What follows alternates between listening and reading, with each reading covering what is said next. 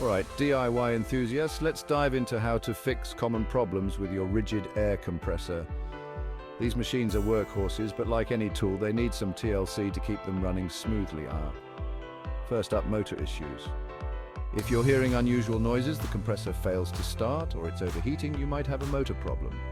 Check for electrical faults by inspecting the wiring and connections. If everything looks good and the problem persists, you might need a professional to repair or replace the motor. Next, pressure irregularities. If you notice fluctuating air pressure or your compressor can't maintain pressure, it's time to investigate. Look for leaks in hoses and fittings. If those are intact, inspect the pressure switch. It might need adjusting or replacing. Now let's talk about overheating.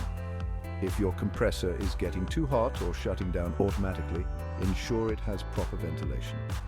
Regularly clean or replace the air filters to prevent clogging. For maintenance, stick to a regular schedule.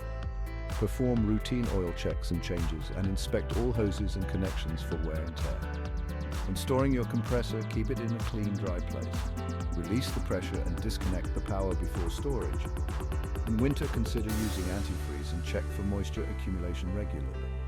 Advanced troubleshooting might involve diagnosing electrical issues. Use a multimeter to check for continuity and inspect all electrical connections for damage. Familiarize yourself with the compressor's manual for specific part information and replace worn-out components as needed. Sometimes problems require professional help. Complex electrical issues or major mechanical repairs are best left to the experts. In conclusion, regular maintenance and understanding common issues can keep your Ridgid air compressor in top shape. And remember, when in doubt, seek professional advice. Alright, that's a wrap. Don't forget to like, subscribe, and check out our other videos for more DIY tips and tricks.